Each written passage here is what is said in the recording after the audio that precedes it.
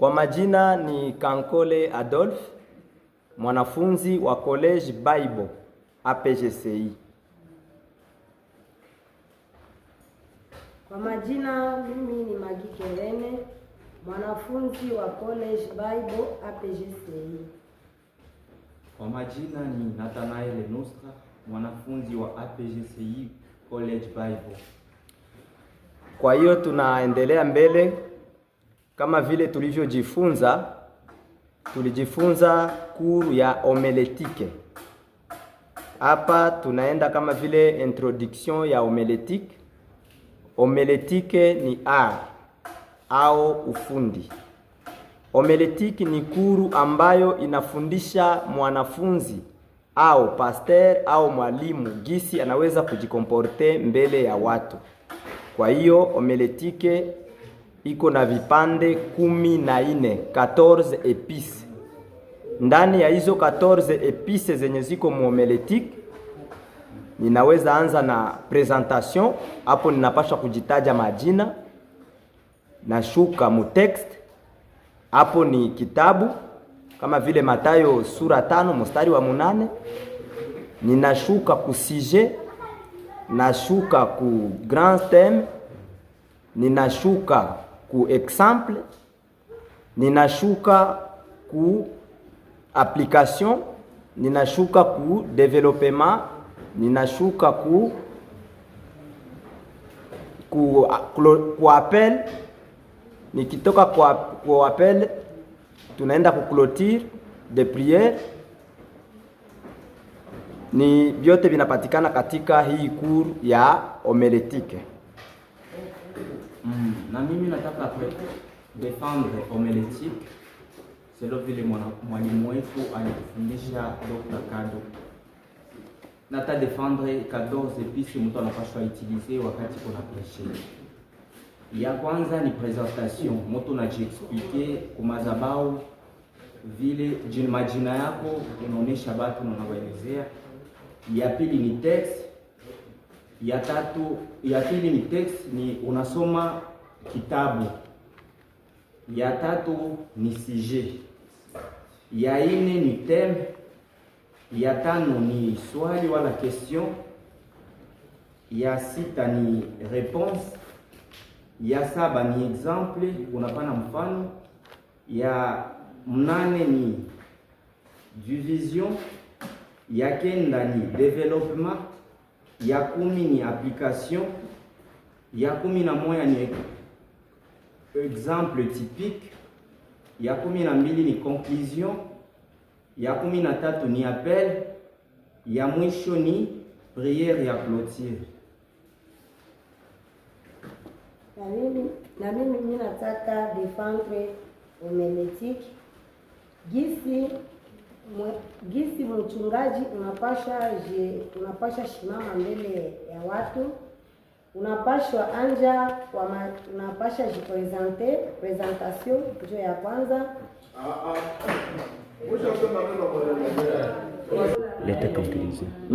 Ni kusema katika homiletike tunamalizia tukisema kwamba muko viungo 14, na hapa tunaweza kuona sermon, tunaona message, tunaona revelation. Ni mambo mengi yenye napatikana mule mu homiletike. Na mimi nataka défendre doctrine de la Bible. Balitupatia 9 leçons mu doctrine de la Bible selon vile tulifundishwa na mwalimu wetu Dr. Kado. Ya kwanza ilikuwa ni theologie, mafundisho makubwa ya Biblia kuhusu Mungu. Ya pili ni Kristologie, mafundisho makubwa ya Biblia kuhusu Yesu Kristo. Ya tatu ni pneumatologie, mafundisho makubwa ya Biblia kuhusu Roho Mtakatifu. Ya ine ni anthropologie, mafundisho makubwa ya Biblia kuhusu mtu. Ya tano ni amartiologie, mafundisho makubwa ya Biblia kuhusu dhambi. Ya sita ni soteriologie, ni mafundisho makubwa ya Biblia kuhusu wokovu. Ya saba ni eklesiologie, ni mafundisho makubwa ya Biblia kuhusu kanisa wala eklesia. Ya mnane ni angelologie, ni mafundisho makubwa ya Biblia kuhusu malaika. Ya kenda ni eschatology, ni mafundisho makubwa ya Biblia kuhusu wakati wa mwisho. Tunaendelea hapa, tunaenda tena ku represent kuru ingine yenye inasema leadership. Leadership ni masomo mojawapo ya lessons zenye tuko tunajifunza hapa ku College Bible. Tunaenda kuona leadership. Leader ni mtu mwenye anapashwa Jambo zenu, sisi ni wanafunzi hapa kwa PGC. Mimi naitwa Mzee Evariste Mwatire. Je vous salue aussi, mon nom c'est Gentissimo. Na wasalimu katika jina la Yesu Kristu. Kwa majina ninaitwa Maliabo Shantale. Sisi ni wanafunzi kwa PGC, tulipenda presente masomo zenye tulijifunza ku college ya Bible APGCI. Tulikuwa na somo ya histoire de la Bible, tulikuwa pia na histoire ya doctrine de la Bible, analyse de la Bible, tulikuwa na missiologie, délivrance na homilétique. Tulisoma pia na evangelisation, tukasoma na leadership, yani uongozi. Tutatanguliza kwanza na historia ya Biblia. Ile somo inatuonyesha namna gani Biblia ilipangwa kwa matarehe mbalimbali. Inagawanyika kwa sehemu 4. Inagawanyika kwa sehemu 4. Tutataya madate fulani fulani kwa ile historia. Kwa mwaka ane 64 njo ilikuwa mwanzo ya makanisa, na ane 70 ilikuwa kubomolewa kwa Yerusalema. Ya kufata mwaka 43 ilikuwa mtaguso wa Efeso. Mwaka 451 ilikuwa mtaguso wa Makedonia. Tunakuwa pia na ane 1914 ilikuwa vita ya kwanza. Tunakuwa pia na mwaka wa 1962 mpaka 1965 ilikuwa pale sasa makanisa, kila mtu anapenda afungue kanisa. Ilikuwa kila mtu anaweza kujichagulia dini yenye anapenda na anaweza kufungua. Tutaendelea pia na wengine. Ndio kulikuwa na shida moja ambayo ilifanyika, mauaji makubwa ilifanyika wakati wa kusherekea karamu ya sherehe ya kusherekea Bartolomayo, sababu naye alikuwa mmoja wa wanafunzi.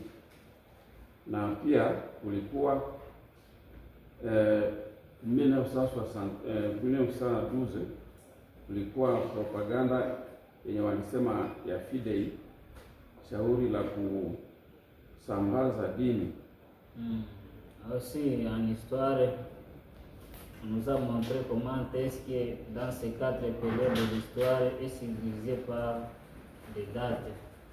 Donc la première période commence à la 64 jusqu'à la 473, 476. Et la deuxième période commence à la 476 jusqu'à la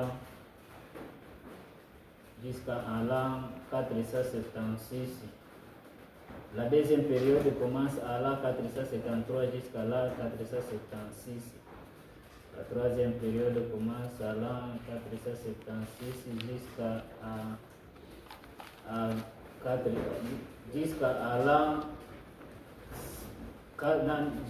la 470. 489, 789. Et la dernière période commence à la 789 jusqu'à la 1965. Tunaenda ku somo yetu ya pili, tunaenda ku doctrine de la Bible. Kwa ile doctrine kunakuwa somo kenda. Somo ya kwanza tunakuwa na somo ya teoloji. Somo ya pili tunakuwa na somo nimatoloji. Ya tatu amatoloji. Ya ine tunakuwa na kristoloji. Ya tano anthropoloji. Ya sita steroloji. Ya saba eklesioloji. Ya mnane angeloloji. Na ya kenda eskatoloji. Tunaweza kuendelea na wengine. Na tutajua kwamba teoloji ni masomo makubwa juu ya Mungu na kristoloji ni masomo. Sisi sote hapa ni wanafunzi wa college Bai APGCI. Tulikuja hapa ku masomo yetu ya Biblia. Na sasa naanza na jina langu. Jina ni Waso Wilson. Mimi ni pastor. Basi naanza na somo ya doctrine de la Bible. Na ndani ya somo yetu ya doctrine de la Bible tunakuwa leson kenda yenye natulomba tuhitaji. Hiyo leson kenda ya kwanza iko teolojia, ya pili inakuwa kristolojia, ya tatu inakuwa nimatolojia, ya ine iko anthropolojia, ya tano iko amatolojia, ya sita iko soteriolojia, ya saba iko eklesiolojia, ya mnane iko angelolojia, ya kenda iko eskatolojia. Asante. Jambo, kwa majina ninaitwa Saidi Saleh. Niko mwanafunzi kwa APGCI College 5. Kufatana na kisi ya Apotre Kado anatufundisha kuhusu homiletiki. Tuna kura homiletiki tukisema ndani ya kura homiletiki kuna nukta ambazo zenyewe mtumishi wa Mungu ama pastor anapaswa kutembea nazo. Na nukta ya kwanza iko kujitambulisha ama introduction. Introduction ni kujitambulisha wakati yenyewe unaingia kwa madhabahu naanza kuhubiri neno la Mungu. Kisha na introduction tuna sujet ama neno fupi ambayo unaanza kuanza nayo wakati ya kuhubiri. Kisha neno fupi kuna neno kubwa. Neno kubwa na mbia watu nini ambayo utawafundisha. Kisha neno kubwa unapana mashairi ama maandiko. Maandiko unasomea watu maandiko. Kisha maandiko unaingia ku development ama ufafanuzi wa neno ambayo utakapofundisha watu. Ukisha ingia ku development, ingia kunani ku question ama swali, unauliza watu kufuatana na ufafanuzi wako, unauliza watu. Kisha toka ku question unaingia ku application. Yaani application unaanza kufanya esa kazi ambayo inatokana na maana neno yenyewe ulihubiria watu. kisha toka kwa application mara unaingia ku mfano ama example unapaswa kujianzia kwa kama vile mtumishi mwenye uko na upiri na onyesha watu mfano jinsi nini ulipitia, nini Mungu ashakufanyia kufatana na somo ambao anafundisha watu. Kisha toka pale question example unaingia ku conclusion. Conclusion ni kusema unaenda fika mwisho wa kumaliza somo yako. Ukishafika ku conclusion unaingia sasa ku appel. Appel kama vile mtumishi wa Mungu wapashe toka kwa madhabahu pasipo appele ya kuita watu wenye ambao walisikia neno ambayo ulifundisha. Kisha maliza ile unaingia ku maombi, unaombea watu na hapo utakuwa umemaliza neno lenyewe kulitayarishia watu kwa ibada.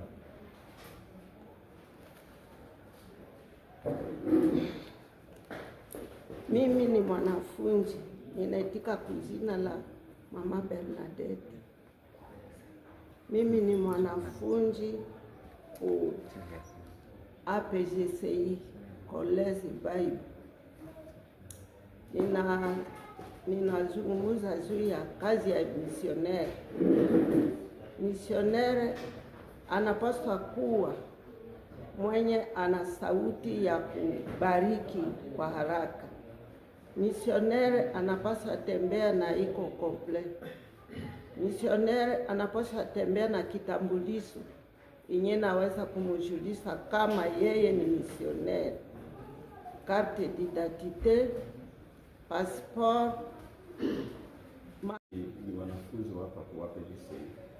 Mimi naitwa Mzee Evariste Motire. Je vous salue aussi, mon nom c'est Gentil Simon.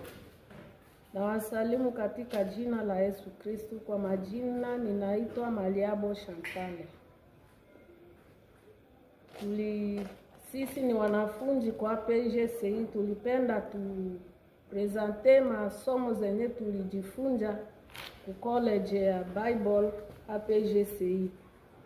Tulikuwa na somo ya histoire de la Bible, tulikuwa pia na histoire ya doctrine de la Bible, analyse de la Bible, tulikuwa na missiologie, délivrance na homilétique. Tulisoma pia na evangelisation, tukasoma na leadership, yani uongozi. Tutatanguliza kwanza na historia ya Biblia. Ile somo inatuonyesha namna gani Biblia ilipangwa kwa matarehe mbalimbali. Inagawanyika kwa sehemu 4. Inagawanyika kwa sehemu 4. Tutataya madate fulani kwa ile historia. Kwa mwaka ane 64 njo ilikuwa mwanzo ya makanisa, na ane 70 ilikuwa kubomolewa kwa Yerusalema. Ya kufata mwaka 43 ilikuwa mtaguso wa Efeso. Mwaka 451 ilikuwa mtaguso wa Makedonia. Tunakuwa pia na ane 1914 ilikuwa vita ya kwanza. Tunakuwa pia na mwaka wa 1962 mpaka 1965 ilikuwa pale sasa makanisa, kila mtu anapenda afungue kanisa. Ilikuwa kila mtu anaweza kujichagulia dini yenye anapenda na anaweza kufungua. Tutaendelea pia na wengine. Ndio kulikuwa na shida moja ambayo ilifanyika, mauaji makubwa ilifanyika wakati wa kusherekea karamu ya sherehe ya kusherekea Bartolomayo, sababu naye alikuwa mmoja wa wanafunzi, na pia kulikuwa 1912 kulikuwa propaganda yenye walisema ya Fidei, shauri la kusambaza dini. Aussi en histoire, on nous a montré comment est-ce que dans ces 4 périodes de l'histoire, est divisé par des dates. Donc la première période commence à la 64 jusqu'à la 473, 476. Et la deuxième période commence à la 476 jusqu'à la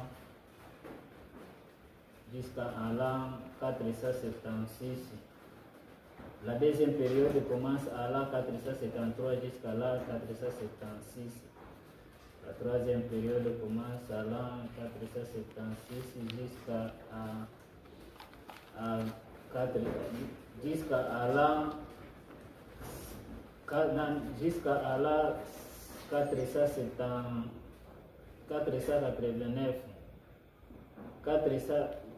789. Et la dernière période commence à la 789 jusqu'à la 1965. Tunaenda ku somo yetu ya pili, tunaenda ku doctrine de la Bible. Kwa ile doctrine kunakuwa somo kenda. Somo ya kwanza tunakuwa na somo ya teoloji. Somo ya pili tunakuwa na somo nimatoloji. Ya tatu amatoloji. Ya ine tunakuwa na kristoloji. Ya tano anthropoloji. Ya sita steroloji. Ya saba eklesioloji. Ya mnane angeloloji na ya kenda eskatoloji. Tunaweza kuendelea na wengine. Na tutajua kwamba teoloji ni masomo makubwa juu ya Mungu na kristoloji ni masomo ambayo inaeleza urefu la Bible, na ndani ya somo yetu ya doctrine de la Bible tunakuwa leson kenda yenye natulomba tuhitaji. Hiyo leson kenda ya kwanza iko teolojia, ya pili inakuwa kristolojia, ya tatu inakuwa nimatolojia, ya ine iko anthropolojia, ya tano iko amatolojia, ya sita iko sotrolojia, ya saba iko eklesiolojia, ya mnane iko angelolojia, ya kenda iko skatolojia. Asante. Jambo, kwa majina ninaitwa Saidi Saleh, niko mwanafunzi kwa PGCI College 5. Kufuatana na kisi ya Apotre Kado anatufundisha kuhusu homiletiki.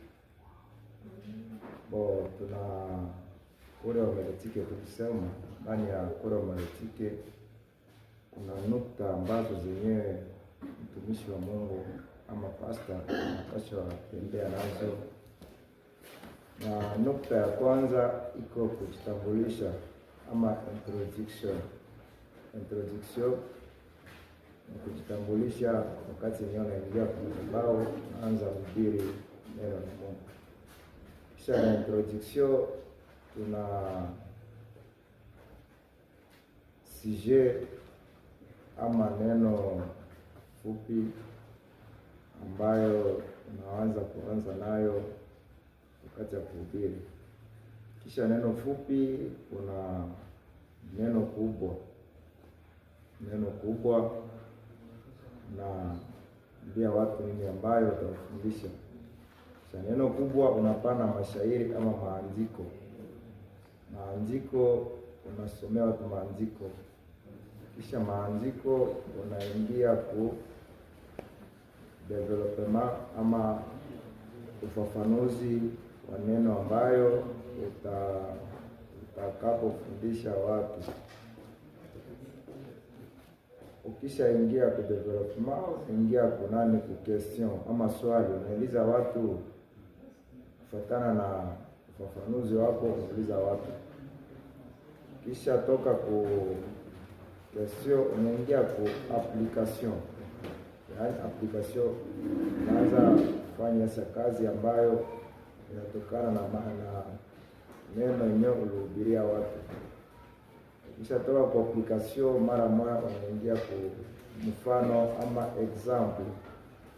Example unapaswa kujianzia kwa kama vile mtumishi mwenye uko na ubiri na onyesha watu mfano jinsi nini ulipitia, nini Mungu ashakufanyia kufuatana na somo ambao anafundisha watu.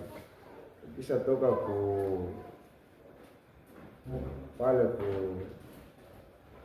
question example unaingia ku conclusion. Conclusion ni kusema unaenda fika mwisho wa kumaliza somo yako. Ukishafika ku conclusion unaingia sasa ku appel.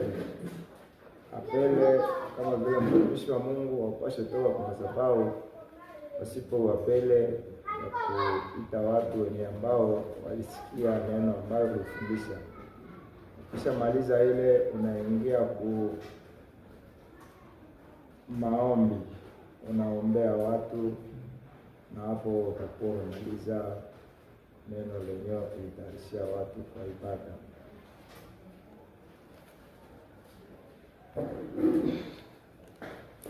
Mimi ni mwanafunzi, ninaitika kuzina la Mama Bernadette.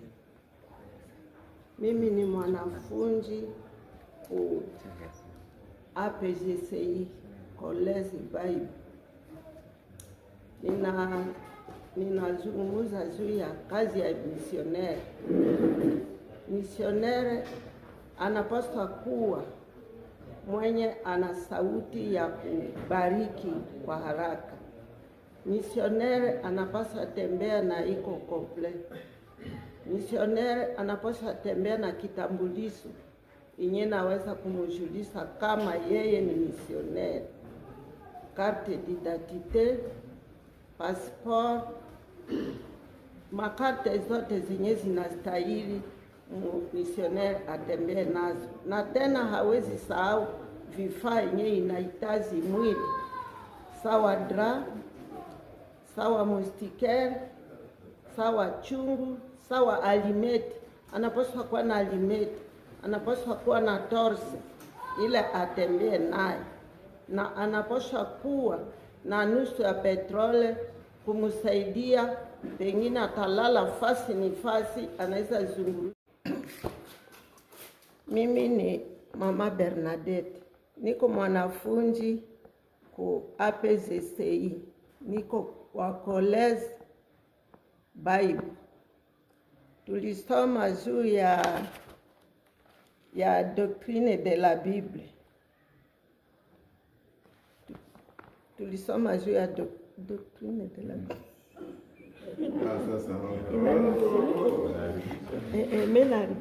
Nilisoma juu ya histoire de la Bible, histoire de l'église. Histoire de l'église nilisoma juu ya année 431. Ilikuwa mtagusi wa Efeso. Année 451 ilikuwa mtaguso wa Makedonia.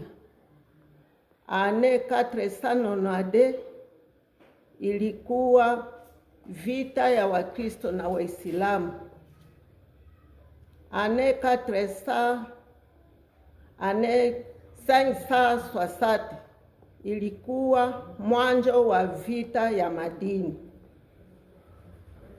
Na mimi ni Waso Wilson, niko pia mwanafunzi ku APGCI Bible College, na tulifika hapo kusoma masomo yetu ya Biblia, na nilisoma doctrine de la Bible na ndakamata pointi kenda nye iko fondamentale ya somo yetu yenye tulisoma. Na pointi ya kwanza ni teolojia, ya pili ni kristolojia, ya tatu ni matolojia, ya ine ni antropolojia, ya tano ni amatolojia, ya sita ni soteriolojia, ya saba ni eklesiolojia, ya mnane ni angelolojia, ya kenda ni skatolojia. Kwa majina naitwa Saidi Saleh, niko mwanafunzi APGCI College Baib, na nitagusia somo ambalo tulifundishwa na Apotre Kado, ni somo ya leadership. Leadership ni somo ambayo inatufundisha juu ya uongozi. Yaani kiongozi ni yule mtu ambaye anakuwa mtu wa kujali watu wengine. Kiongozi ni yule ambaye ana samani watu wengine na anajua nini watu wanataka. Kiongozi ni yule mtu wa kutembelea wengine na kukuwa na moyo ya watu wengine. Kama vile tukikamata Nehemia alikuwa ni mtu mwenye alikuwa na roho ya kupenda wa ndugu zake kama vile kiongozi. Kiongozi ni mtu mwenye anajali wengine. Kiongozi haiko mtu wa kujivuna ama wa kugombana na watu.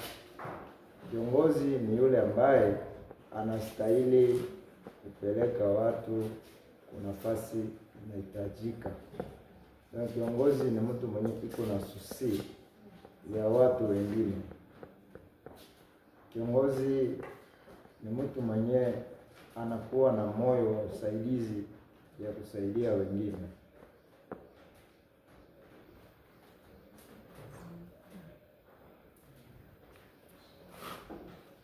Na mie nilisoma juu ya tulikuwa nasoma juu ya homiletiki. Tulizifunja juu ya homiletiki. Mwalimu wetu alikuwa Papa Kado. Ilikuwa juu ya viungu, kuyua kuanja kuhubiri neno. Tulianja na presentation, mtu anaanzaka na presentation. Kisa unaenda na introduction. Kisa introduction unaenda na text. Kisa text unaenda na sujet. Kisa sujet unaenda na example. Kisa example unaanza na question. Kisa pale unaleta response. Kisa pale unaleta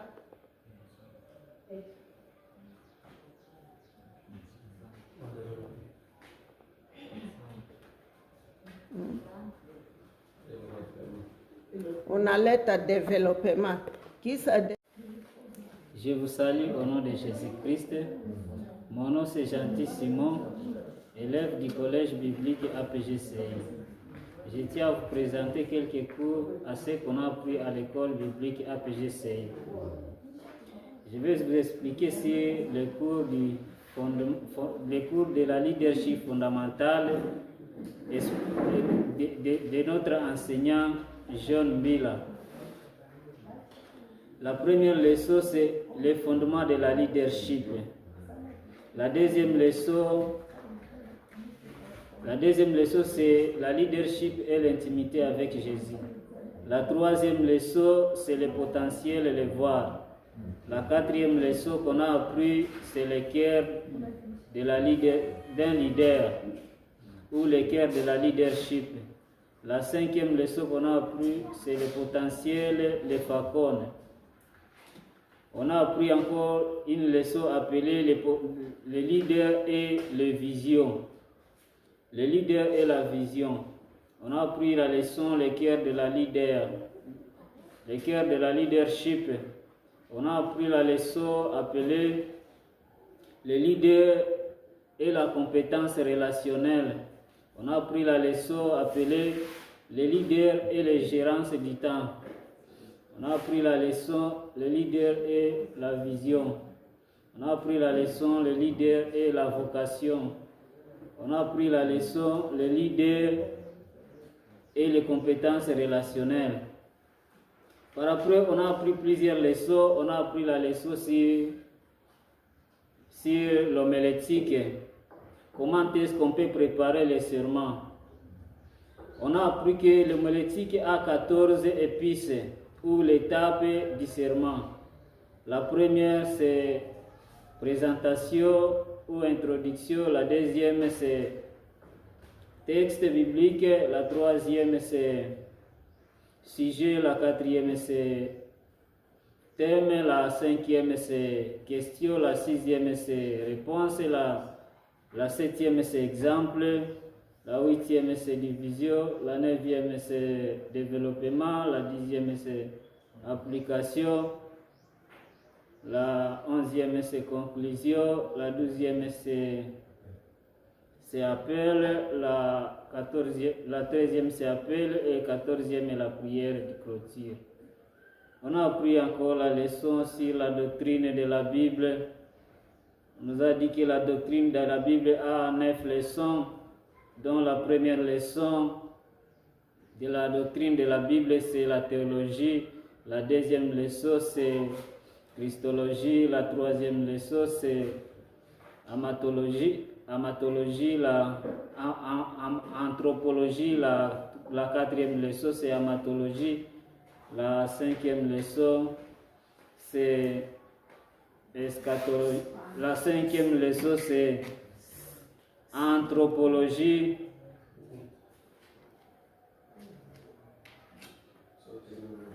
La sixième leçon, c'est sotériologie. La septième leçon, c'est angélologie. La huitième leçon, c'est eschatologie.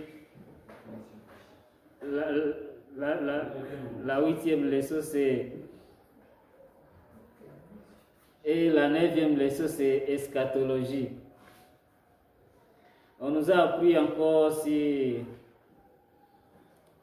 la délivrance. La délivrance spirituelle, c'est la force de Dieu qui délivre. On nous a montré que la délivrance, il faut le cure d'âme. La délivrance,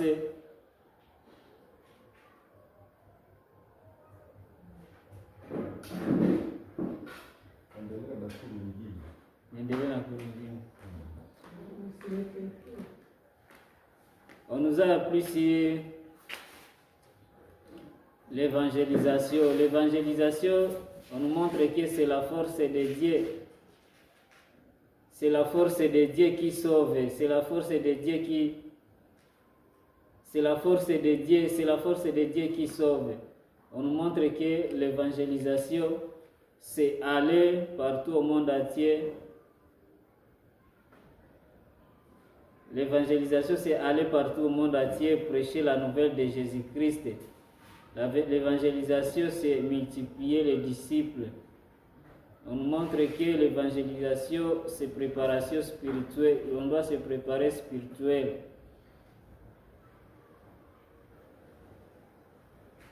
On nous a appris sur l'histoire. L'histoire, on nous a montré que l'histoire est subdivisée en 4 périodes ou périodes de l'Église, dont la première période commence à la 64 jusqu'à la 476. La deuxième période commence à la 476 jusqu'à la 1453. Kwa majina ni Kankole Adolphe. mwanafunzi wa College Bible APGCI. Kwa majina, mimi ni Magi Kerene, mwanafunzi wa College Bible APGCI. Kwa majina ni Nathanael Nostra, mwanafunzi wa APGCI College Bible. Kwa hiyo tunaendelea mbele kama vile tulijifunza kuru ya homiletike. Hapa tunaenda kama vile introduction ya homiletike. Homiletike ni art au ufundi. Homiletike ni kuru ambayo inafundisha mwanafunzi au pastor au mwalimu gisi anaweza kujikomporte mbele ya watu. Kwa hiyo homiletike iko na vipande 14, 14 epice. Ndani ya hizo 14 epice zenye ziko mu homiletike, ninaweza anza na presentation. Hapo ninapaswa kujitaja majina, nashuka mu text. Hapo ni kitabu kama vile Mathayo sura 5 mstari wa 8. Ninashuka ku sujet, nashuka ku grand theme, ninashuka ku exemple, ninashuka ku application, ninashuka ku développement, ninashuka ku appel. Nikitoka kwa appel tunaenda ku clôture de prière. Ni vyote vinapatikana katika hii kuru ya homiletike.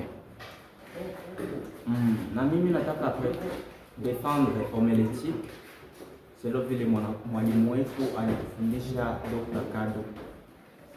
Nata defendre 14 epice mtu anapaswa utiliser wakati kuna prêcher. Ya kwanza ni presentation, mtu anajiexplique kumazabau vile majina yako unaonesha watu na unawaelezea. Ya pili ni text. Ya pili ni text, ni unasoma kitabu. Ya tatu ni sujet. Ya ine ni theme. Ya tano ni swali wala question. Ya sita ni réponse. Ya saba ni exemple, unapana mfano. Ya mnane ni division. Ya kenda ni développement. Ya 10 ni application. Ya 11 ni exemple typique. Ya 12 ni conclusion. Ya 13 ni appel. Ya mwisho ni prière ya clôture. Na mimi nataka defendre homiletike.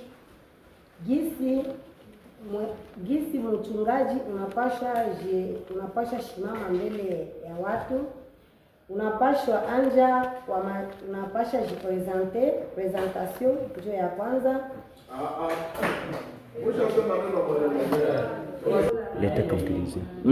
Ni kusema katika homiletike tunamalizia tukisema kwamba mko viungo 14, na hapa tunaweza kuona sermon, tunaona message, tunaona revelation. Ni mambo mengi yenye napatikana mule mu homiletike. Na mimi nataka defendre doctrine de la Bible. Balitupatia 9 leçons mu doctrine de la Bible selon vile tulifundishwa na mwalimu wetu Dr. Kado. Ya kwanza ilikuwa ni theologie, mafundisho makubwa ya Biblia kuhusu Mungu. Ya pili ni Kristologie, mafundisho makubwa ya Biblia kuhusu Yesu Kristo. Ya tatu ni pneumatologie, mafundisho makubwa ya Biblia kuhusu Roho Mtakatifu. Ya ine ni anthropologie, mafundisho makubwa ya Biblia kuhusu mtu. Ya tano ni amartiologie, mafundisho makubwa ya Biblia kuhusu zambi. Ya sita ni soteriologie, ni mafundisho makubwa ya Biblia kuhusu wokovu. Ya saba ni eklesiologie, ni mafundisho makubwa ya Biblia kuhusu kanisa wala eklesia. Ya mnane ni angelologie, ni mafundisho makubwa ya Biblia kuhusu malaika. Ya kenda ni eschatologie, ni mafundisho makubwa ya Biblia kuhusu wakati wa mwisho. Tunaendelea hapa, tunaenda tena ku represent kuru ingine yenye inasema leadership. Leadership ni masomo mojawapo ya lessons zenye tuko tunajifunza hapa ku College Bible. Tunaenda kuona leadership. Leader ni mtu mwenye anapashwa Jambo zenu, sisi ni wanafunzi hapa kwa APGC. Mimi naitwa Mzee Evariste Mwatire. Je vous salue aussi, mon nom c'est Gentissimo.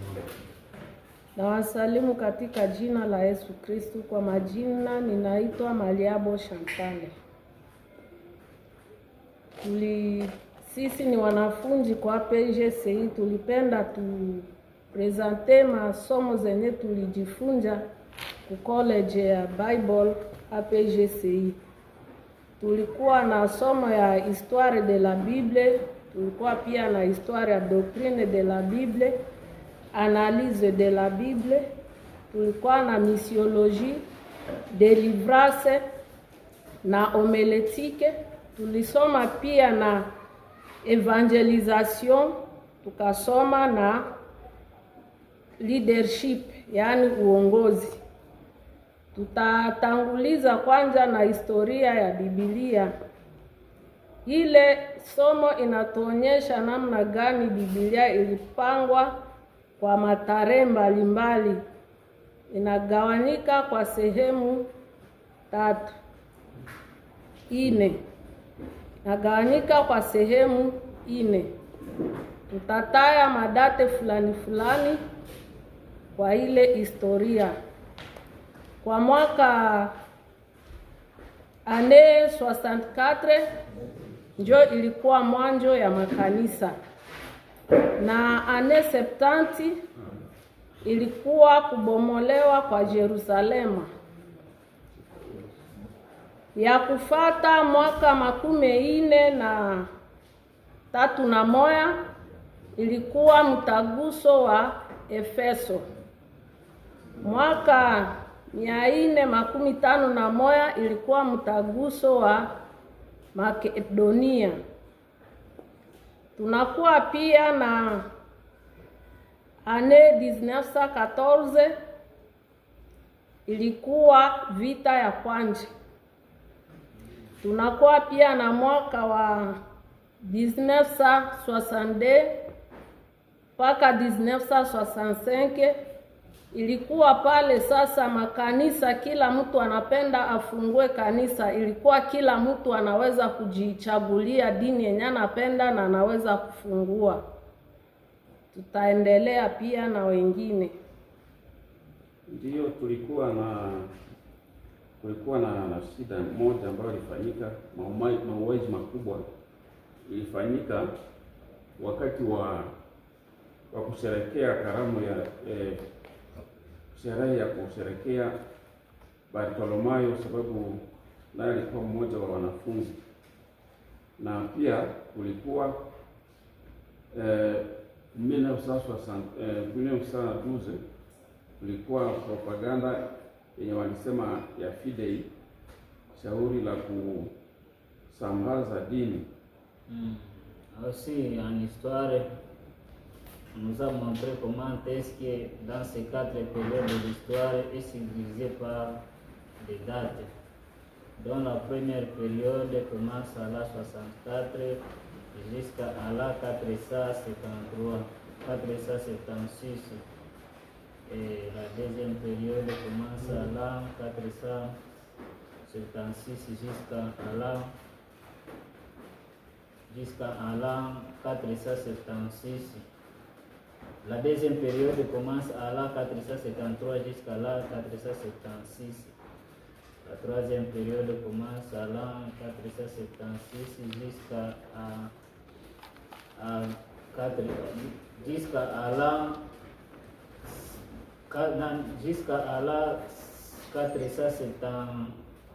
489.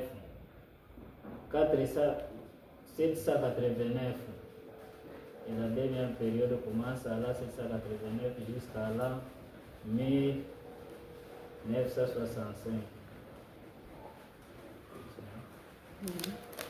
Tunaenda ku somo yetu ya pili, tunaenda ku doctrine de la Bible. Kwa ile doctrine kunakuwa somo kenda. Somo ya kwanza tunakuwa na somo ya teoloji. Somo ya pili tunakuwa na somo nimatoloji. Ya tatu amatoloji. Ya ine tunakuwa na kristoloji. Ya tano anthropoloji. Ya sita steroloji. Ya saba eklesioloji. Ya mnane angeloloji na ya kenda eskatoloji. Tunaweza kuendelea na wengine. Na tutajua kwamba teoloji ni masomo makubwa juu ya Mungu na kristoloji ni masomo. Sisi sote hapa ni wanafunzi wa college Bible APGCI. Tulikuja hapa ku masomo yetu ya Biblia. Na sasa naanza na jina langu. Jina ni Washo Wilson. Mimi ni pastor. Basi naanza na somo ya doctrine de la Bible. Na ndani ya somo yetu ya doctrine de la Bible tunakuwa leson kenda yenye natulomba tuitaje. Hiyo leson kenda ya kwanza iko teolojia, ya pili inakuwa kristolojia, ya tatu inakuwa nimatolojia, ya ine iko anthropolojia, ya tano iko amatolojia, ya sita iko soteriolojia, ya saba iko eklesiolojia, ya mnane iko angelolojia, ya kenda iko eskatolojia. Asante. Amjambo, kwa majina ninaitwa Saidi Saleh. Niko mwanafunzi kwa APGCI College Bible.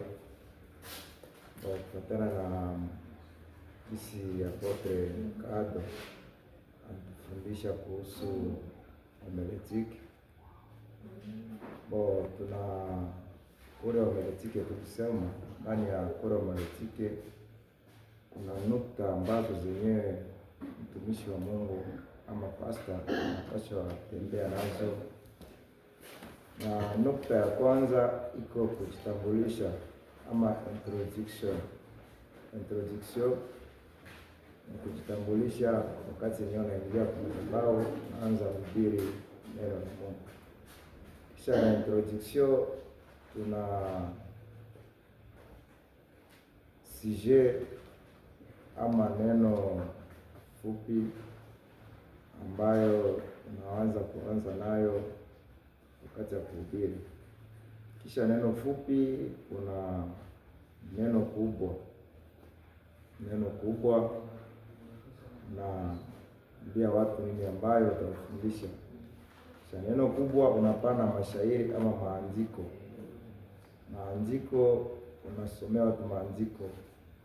Kisha maandiko unaingia ku development ama ufafanuzi wa neno ambayo utakapofundisha watu. Ukisha ingia ku development, ingia kunani ku question ama swali, unauliza watu kufuatana na ufafanuzi wako, unauliza watu. Kisha toka ku question unaingia ku application. Yaani application unaanza kufanya esa kazi ambayo inatokana na maana neno yenyewe ulihubiria watu. Kisha toka kwa application mara unaingia ku mfano ama example. example unapasha kujianzia kwa kama vile mtumishi mwenye uko na upiri na onyesha watu mfano jinsi nini ulipitia, nini Mungu ashakufanyia kufatana na somo ambao anafundisha watu. Kisha toka pale question example, unaingia ku conclusion. Conclusion ni kusema unaenda fika mwisho wa kumaliza somo yako. Ukishafika ku conclusion, unaingia sasa ku appel. Appel kama vile mtumishi wa Mungu wapashe toka kwa sababu pasipo appele ya kuita watu wenye ambao walisikia neno ambayo ulifundisha. Kisha maliza ile, unaingia ku maombi, unaombea watu, na hapo utakuwa umemaliza neno lenyewe kulitayarishia watu kwa ibada.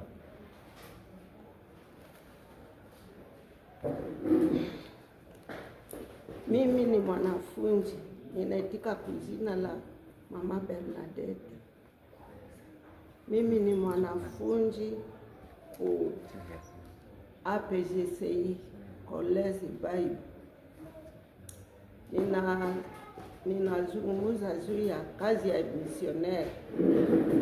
Misionere anapaswa kuwa mwenye ana sauti ya kubariki kwa haraka. Misionere anapaswa tembea na iko complete. Misionere anapaswa tembea na kitambulisho yenye naweza kumjulisha kama yeye ni misionere. Carte d'identité, passport. Ni wanafunzi hapa kwa APGCI. Mimi naitwa Mzee Evariste Mwatire. Je vous salue aussi, mon nom c'est Gentissimo. Na wasalimu katika jina la Yesu Kristu. Kwa majina ninaitwa Maliabo Shantale. Sisi ni wanafunzi kwa APGCI, tulipenda presente masomo zenye tulijifunza ku college ya Bible APGCI. Tulikuwa na somo ya histoire de la Bible, tulikuwa pia na histoire ya doctrine de la Bible, analyse de la Bible, tulikuwa na missiologie, délivrance na homilétique. Tulisoma pia na evangelisation, tukasoma na leadership, yani uongozi. Tutatanguliza kwanza na historia ya Biblia. Ile somo inatuonyesha namna gani Biblia ilipangwa kwa matarehe mbalimbali. Inagawanyika kwa sehemu 4. Nagawanyika kwa sehemu 4. Tutataya madate fulani fulani kwa ile historia. Kwa mwaka ane 64 njo ilikuwa mwanzo ya makanisa, na ane 70 ilikuwa kubomolewa kwa Yerusalema. Ya kufata mwaka 43 ilikuwa mtaguso wa Efeso. Mwaka 451 ilikuwa mtaguso wa Makedonia. Tunakuwa pia na ane 1914 ilikuwa vita ya kwanza. Tunakuwa pia na mwaka wa 1962 mpaka 1965 ilikuwa pale sasa makanisa, kila mtu anapenda afungue kanisa. Ilikuwa kila mtu anaweza kujichagulia dini yenye anapenda na anaweza kufungua. Tutaendelea pia na wengine. Ndio kulikuwa na shida moja ambayo ilifanyika, mauaji makubwa ilifanyika wakati wa kusherehekea karamu ya sherehe ya kusherekea Bartolomayo, sababu naye alikuwa mmoja wa wanafunzi. Na pia kulikuwa 1912 kulikuwa propaganda yenye walisema ya Fidei, shauri la kusambaza dini. Aussi en histoire, on nous a montré comment est-ce que dans ces 4 périodes de l'histoire, est divisé par des dates. Donc la première période commence à la 64 jusqu'à la 453, 476. Et la deuxième période commence à la 476 jusqu'à la 476. La deuxième période commence à la 453 jusqu'à la 476. La troisième période commence à la 476 jusqu'à la 489.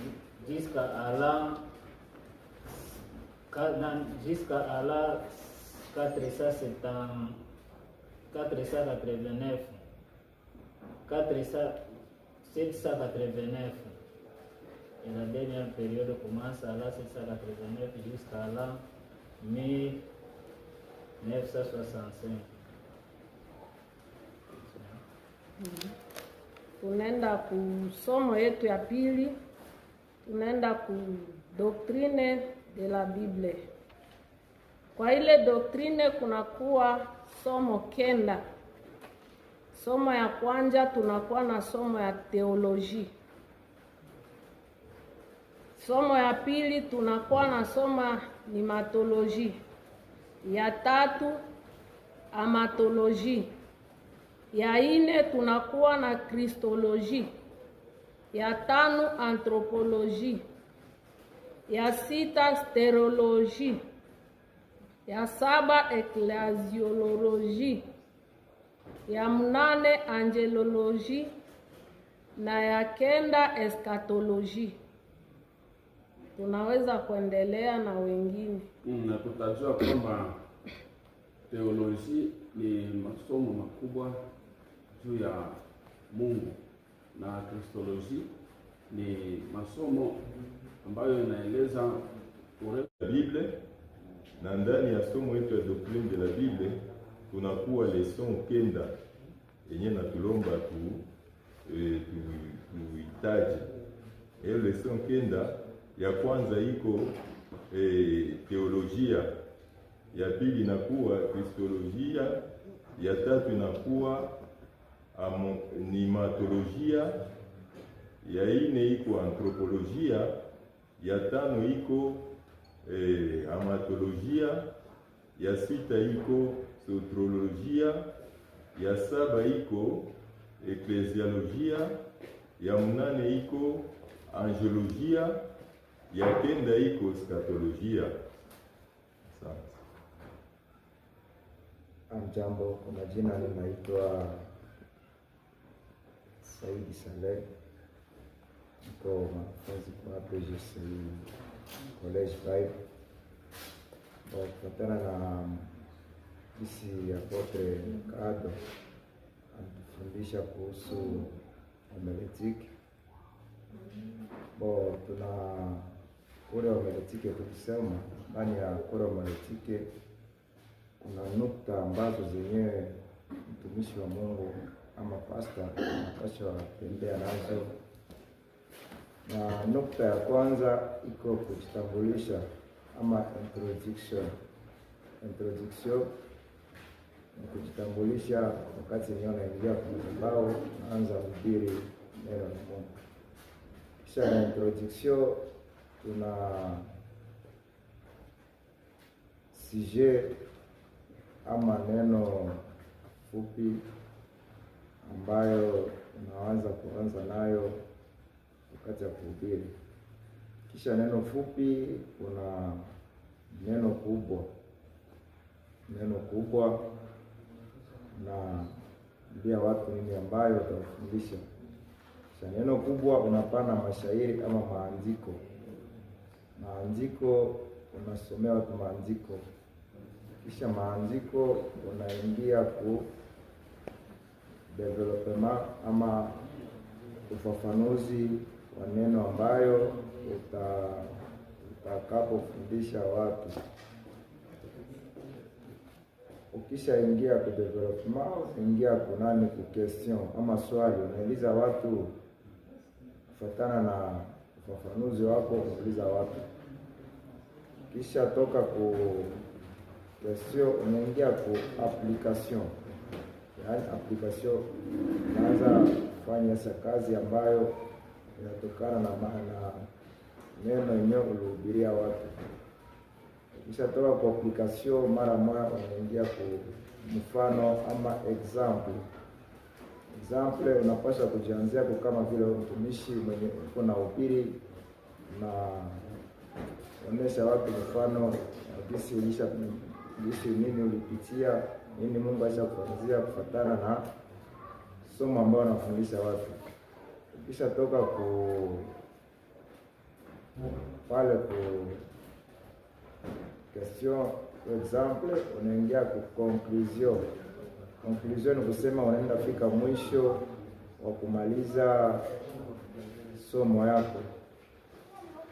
Ukishafika ku conclusion unaingia sasa ku appel. Appel kama vile mtumishi wa Mungu wapashe toka kwa madhabahu pasipo appele ya kuita watu wenye ambao walisikia neno ambayo ulifundisha. Kisha maliza ile unaingia ku maombi, unaombea watu, na hapo utakuwa umemaliza neno lenyewe kulitayarishia watu kwa ibada.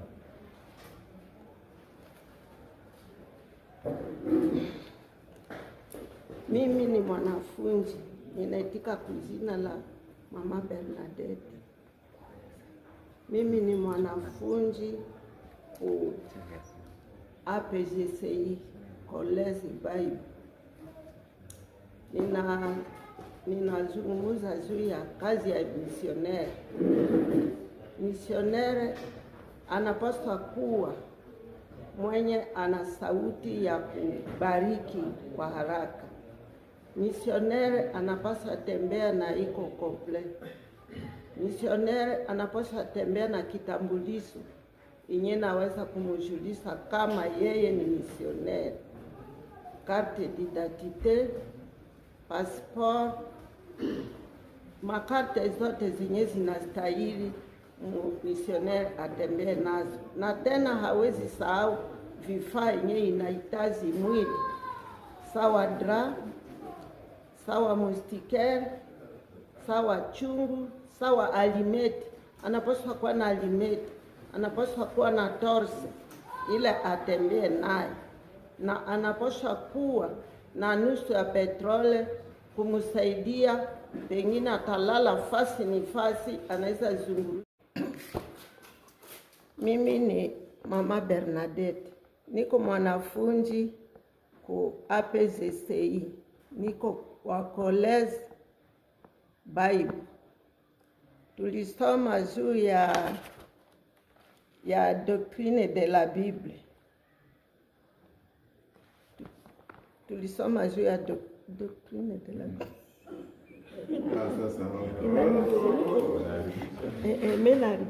Nilisoma juu ya histoire de la Bible, histoire de l'église. Histoire de l'église nilisoma juu ya année 431. Ilikuwa mtagusi wa Efeso.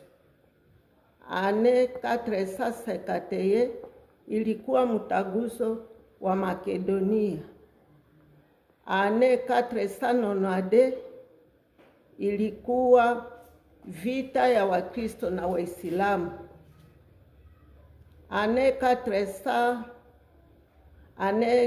560 ilikuwa mwanzo wa vita ya madini. Na mimi ni Waso Wilson, niko pia mwanafunzi ku APGCI Bible College. Na tulifika hapo kusoma masomo yetu ya Biblia, na nilisoma doctrine de la Bible. Na ndakamata pointi kenda nye iko fondamentale ya somo yetu yenye tulisoma. Na pointi ya kwanza ni teolojia, ya pili ni kristolojia, ya tatu ni matolojia, ya ine ni antropolojia, ya tano ni amatolojia, ya sita ni soteriolojia, ya saba ni eklesiolojia, ya mnane ni angelolojia, ya kenda ni skatolojia.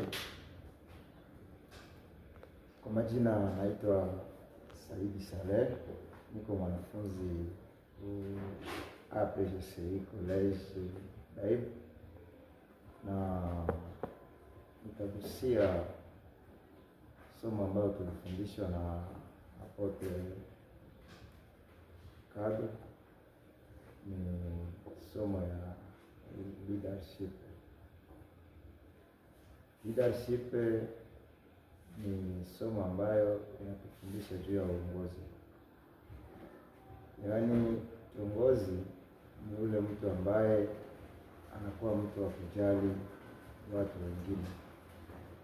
Kiongozi ni yule ambaye anasamani watu wengine na anajua nini watu wanataka.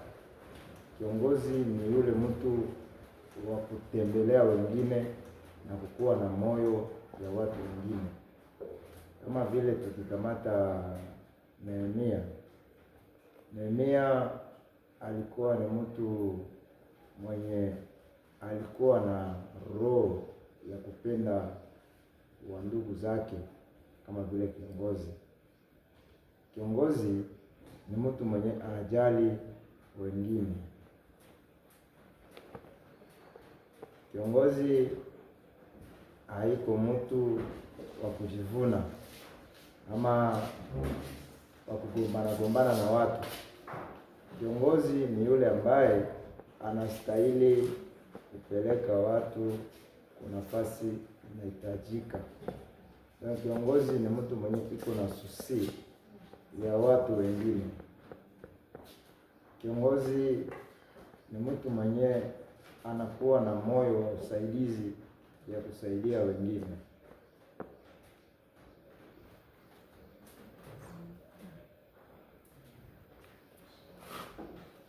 Na mie nilisoma juu ya tulikuwa nasoma juu ya homiletiki. Tulizifunja juu ya homiletiki. Mwalimu wetu alikuwa Papa Kado. Ilikuwa juu ya viungu, kuyua kuanja kuhubiri neno. Tulianja na presentation, mtu anaanzaka na presentation. Kisa unaenda na introduction. Kisa introduction unaenda na text. Kisa text unaenda na sujet. Kisa sujet unaenda na example. Kisa example unaanza na question. Kisa pale unaleta response. Kisa pale unaleta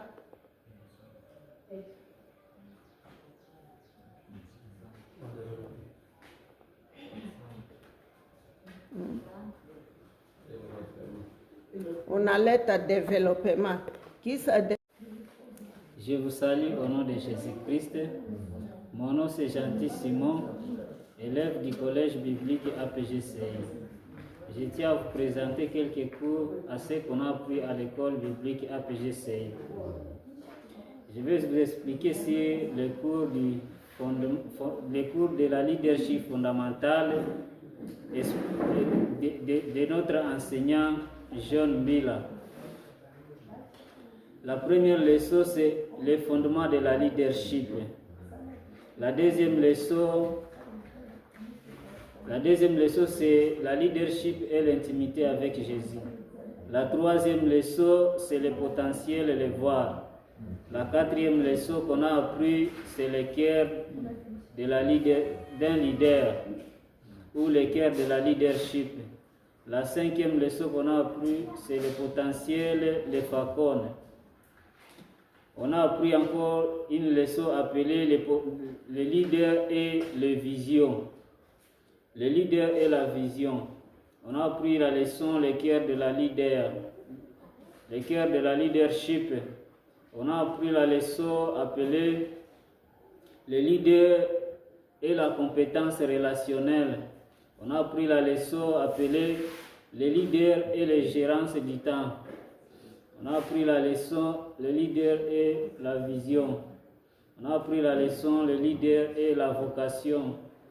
On a appris la leçon le leader et les compétences relationnelles. Par après, on a appris plusieurs leçons. On a appris la leçon sur l'homilétique. Comment est-ce qu'on peut préparer les serments?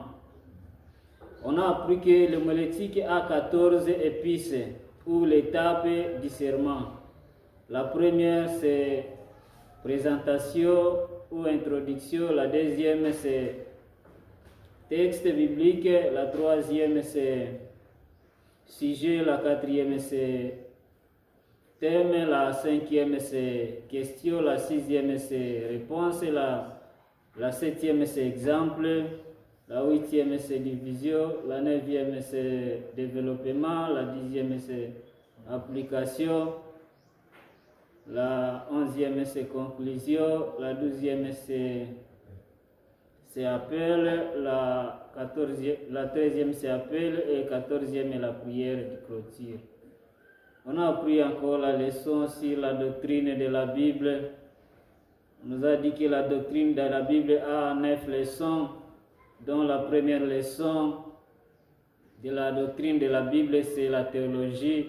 La deuxième leçon, c'est Christologie. La troisième leçon, c'est amatologie. La anthropologie. La quatrième leçon, c'est amatologie. La cinquième leçon, c'est eschatologie. La cinquième leçon, c'est anthropologie.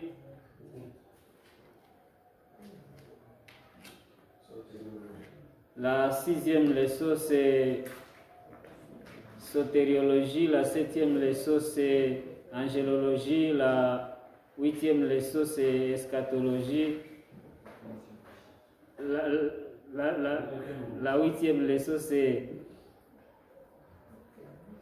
Et la neuvième leçon, c'est eschatologie. On nous a appris encore si la délivrance.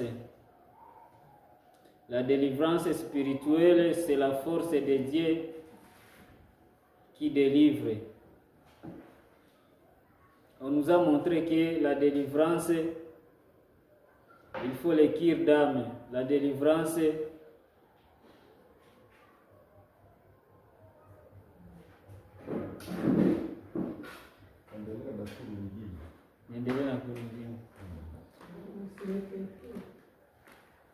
on nous a appris sur l'évangélisation. L'évangélisation, on nous montre que c'est la force de Dieu. C'est la force de Dieu qui sauve. C'est la force de Dieu qui... C'est la force de Dieu, c'est la force de Dieu qui sauve. On nous montre que l'évangélisation, c'est aller partout au monde entier. L'évangélisation, c'est aller partout au monde entier, prêcher la nouvelle de Jésus-Christ. L'évangélisation, c'est multiplier les disciples. On nous montre que l'évangélisation, c'est préparation spirituelle. On doit se préparer spirituellement.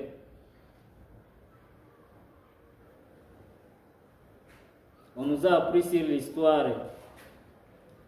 L'histoire, on nous a montré que l'histoire est subdivisée en 4 périodes ou périodes de l'Église, dont la première période commence à la 64 jusqu'à la 476. La deuxième période commence à la 476 jusqu'à la 1453.